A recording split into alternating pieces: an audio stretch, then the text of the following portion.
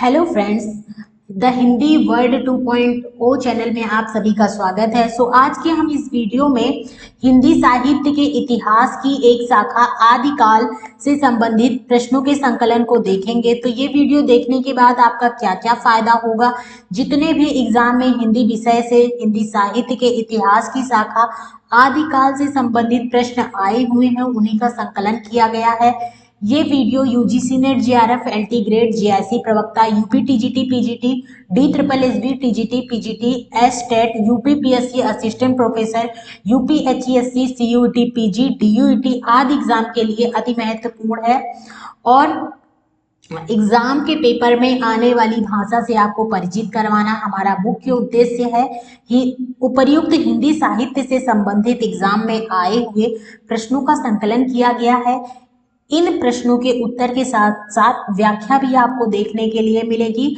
Video को आप 1 से 2 बार जरूर देखें जिससे प्रश्न आपको याद हो सके। चलिए वीडियो शुरू करते हैं।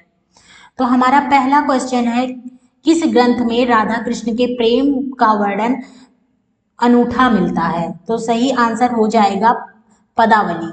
राधा कृष्ण के प्रेम का अनूठा वर्णन पदावली में मिलता है। पदावली की रचना विद्यापति ने मैथिली में की है। ये क्वेश्चन आता है कि विद्यापति ने पदावली की रचना किस भाषा में की है? तो मैथिली भाषा में की है। निराला ने पदावली के श्रृंगारिक पदों को मादकता की नागिन की लहर कहा है, जबकि मृगावती कुतुबन की तथा पद्मावत जायसी की और मधुमालती मंझन की रचना है। ये सारी रचनाएं बहुत ही ज्यादा महत्वपूर्ण हैं। चलिए अगला प्रश्न देखते हैं। बिसल देव रासो की नायिका का नामोल्लेख कीजिए। तो सही आंसर हो जाएगा ऑप्शन नंबर बी, राजमती।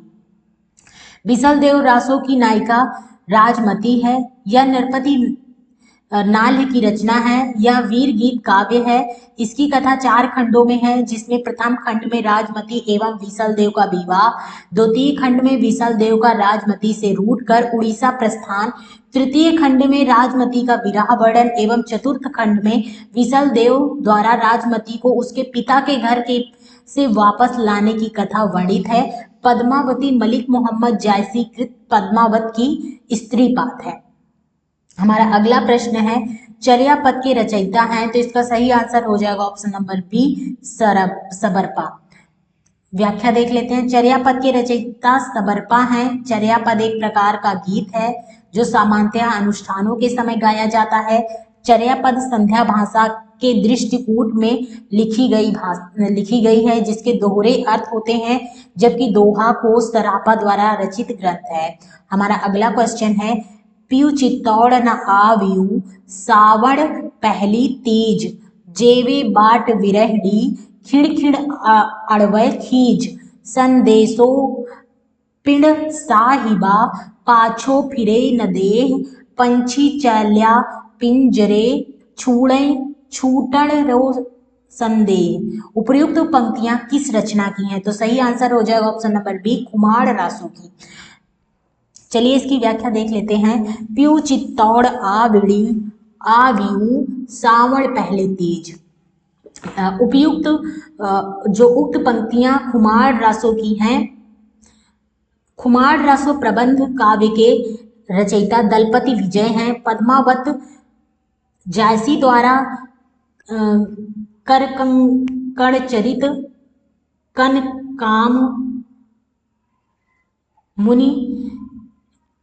कनकामर मुनि द्वारा ढोला मारूरा दूहा कवि कल्लोल द्वारा रचित ग्रंथ है। चलिए हमारा अगला क्वेश्चन है, जयचंद्र प्रकाश के रचनाकार हैं? तो सही आंसर हो जाएगा option number B, Bhatt Kedar. Jaichandra Prakash के रचनाकार भट्ट केदार हैं। निम्नलिखित रचनाकारों की रचनाएं इस प्रकार है। जगनीत परमाल रासो लिखे हैं, श्रीधर रणमल छंद लिखे हैं, नरपति नाल बीसल देव रासो। ये तीनों रचनाएं महत्वपूर्ण हैं। हमारा अगला क्वेश्चन है, सिद्ध और योगियों की रचनाओं के संदर्भ में यह कथन किसका है? उनकी रचनाओं का जीवन की स्वाभाविक सारणियों, अनुभूतियों और दशाओं से कोई संबंध नहीं है, वे सांप्रदायिक शिक्षा मात्र है। अतः शुद्ध साहित्य की कोटि में नहीं आ सकती। इसका सही आंसर हो जाएगा option number A Ramchandra Shukla. उनकी रचनाओं में जीवन की स्वाभाविक सारणियों, अनुभूतियों और दशाओं से कोई संबंध नहीं है, वे सांप्रदायिक शिक्षा मात्र हैं, अतः वे शुद्ध साहित्य की कोटि में नहीं आ सकती। सिद्धों और योगियों की रचनाओं के संदर्भ में उक्त कथन आचार्य रामचंद्र शुक्ल का है। यह कथन आचार्य शुक्ल ने अपने हिंदी साहित्य का इतिहास 1929 नामक ग्रंथ में कहा है। हमारा अगला क्वेश्चन है, कुमार पाल प्रतिबोध किसकी रचना है? तो इसका सही आंसर हो जाएगा ऑप्शन नंबर ए सोम प्रभु सूरी की। आइए व्याख्या देख लेते हैं। कुमार पाल प्रतिबोध सोम प्रभु सूरी की रचना है। सोम प्रभु सूरी गुजरात के प्रसिद्ध जैन साधु थे, जिनका आविर्भाव 1252 विक्रमी संवत माना जाता है। निम्नलिखित रचना का रचनाकाल पहले हैं कुमार पाल चरित्र हेमचंद्र द्वारा लिखित है, हमीर रासो सांगधर द्वारा रचित है, प्रबंध चिंतामणि मेरतुंग द्वारा रचित है। हमारा अगला प्रश्न है, संदेश रासक के लेखक हैं? तो सही आंसर हो जाएगा option number B Abdul Rahman. चलिए व्याख्या देख लेते हैं। संदेश रासक के लेखक अब्दुल रहमान हैं। अब्दुल रहमान द्वारा लिखित संदेश रासक पहला धर्मेतर तथा रास ग्रंथ है। देसी भाषा में किसी मुसलमान द्वारा लिखित प्रथम काव्य ग्रंथ संदेश रासक है। संदेश रासक एक खंड काव्य है, जिसमें विक्रमपुर की एक वियोगिनी के विरह की कथा वर्णित है। नरपति नाल ने विसल देव रासो नामक रासो ग्रंथ की रचना की। चंद्रवरदाई ने पृथ्वीराज रासो नामक ग्रंथ की रचना की। परमाल रासो आलाखंड के रचनाकार जगनीक हैं। हमारा अगला प्रश्न है, विद्यापति की पदावली मैथिली हिंदी में रचित होने पर भी निम्नलिखित में से किससे प्रभावित है? तो इसका सही आंसर हो जाएगा ऑप्शन नंबर ए बांग्ला से।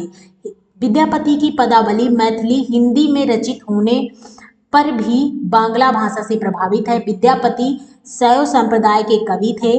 भाषा की दृष्टि से विद्यापति द्वारा रचित निम्न ग्रंथ इस प्रकार हैं। शैव सर्वस्वसार संस्कृत के ग्रंथ हैं ये, और ये औहट भाषा के ग्रंथ हैं, और ये मैथिली भाषा के ग्रंथ हैं। चलिए देख लेते हैं। शैव सर्वस्वसार, गंगा वाक्यावली, भू परिक्रमा, दान वाक्यावली, विभाग सार, लिखनावली, दुर्गा तरंगणी। और औहट भाषा की रचनाएं हैं कीर्तिलका और कीर्ति पताका, दोनों औहट भाषा की रचनाएं हैं। पदावली और गोरक्ष विजय मैथिली भाषा की रचना है। बच्चन सिंह ने विद्यापति को जातीय कवि कहा है। आचार्य हजारी प्रसाद द्विवेदी ने विद्यापति को श्रृंगार रस के सिद्ध वाक कवि कहा है। विद्यापति कीर्तिलता की रचना भृंग भृंगी संवाद के रूप में हुई है। 10वां क्वेश्चन है, भला हुआ जो मारिया बहड़ी हमारा कंतु लज्जे जुम तू वया सियहु जय भग्या घरु एंतु। ये प्रसिद्ध पंक्तियां इनमें से किस कवि की हैं? तो सही आंसर हो जाएगा option number D Hemchandra. Hemchandra Gujarat के सोलंकी राजा सिद्धराज जयसिंह और उनके भतीजे कुमार पाल के राज दरबार में रहते थे। हेमचंद्र प्रसिद्ध जैन आचार्य थे और इनके व्याकरण ग्रंथ का नाम सिद्ध हेमचंद्र शब्दानुशासन है। हेमचंद्र का यह व्याकरण सिद्ध हेम नाम से प्रसिद्ध हुआ है। सिद्ध हेम में संस्कृत, प्राकृतिक और अपभ्रंश तीनों का समावेश किया गया है। हेमचंद्र को प्राकृतिक का पाणी माना जाता है। कुमार पाल चरित्र, योग शास्त्र, प्राकृतिक व्याकरण, देसी नाममाला कोश तथा छंदानुशासन हेमचंद्र की महत्वपूर्ण रचनाएं हैं। सांगधर कृत सांगधर पद्यति संस्कृत भाषा में लिखा गया एक पद्य कोश है। सोम प्रभु सूरी ने कुमार पाल प्रतिबोध नामक एक गद्य पद्यमय संस्कृत प्राकृतिक काव्य लिखा। कढ़ापा 84 सिद्धों में सर्वश्रेष्ठ विद्वान तथा सबसे बड़े कवि थे। कढ़ापा के गुरु को नाम जालंधरपा था। ये बिहार के सोमपुरी नामक स्थान में रहते थे। हमारा अगला क्वेश्चन है, आदिकाल को चारण काल इनमें से किस साहित्य इतिहास के लेखक ने कहा है? तो इसका सही आंसर हो जाएगा option number C Ram Kumar Verma ने। आदिकाल को चारण काल राम कुमार वर्मा ने कहा है। डॉक्टर राम कुमार वर्मा ने हिंदी साहित्य का आलोचनात्मक इतिहास 1938 ईस्वी में प्रकाशित किया। हिंदी साहित्य का ग्रंथ माना जाता है इसे। डॉक्टर राम कुमार वर्मा ने आदिकाल को संधि एवं चारण काल कहा है। डॉक्टर मोहन अवस्थी ने आदिकाल को आधार काल कहा है।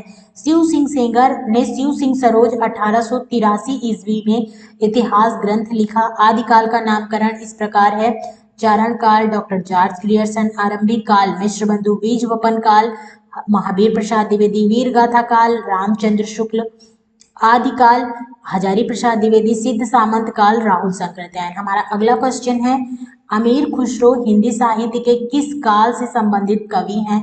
तो सही आंसर हो जाएगा ऑप्शन नंबर सी, आदिकाल। अमीर खुसरो हिंदी साहित्य के आदिकाल से संबंधित कवि हैं।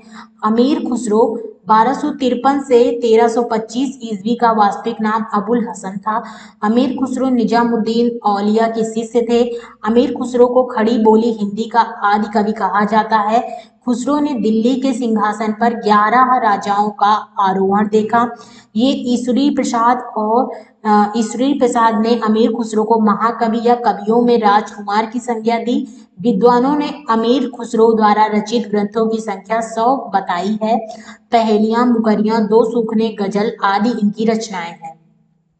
हमारा अगला क्वेश्चन है, दान वाक्यावली के रचनाकार हैं? तो सही आंसर हो जाएगा ऑप्शन नंबर ए, विद्यापति। दान वाक्यावली के रचनाकार विद्यापति हैं। विद्यापति के गुरु का नाम पंडित हरिदत्त मिश्र था तथा ये बिहार प्रांत के दरभंगा जिले के विपसी नामक गांव में रहते थे। विद्यापति तिरहुत के राजा शिव सिंह और कीर्ति सिंह के राज दरबारी कवि थे।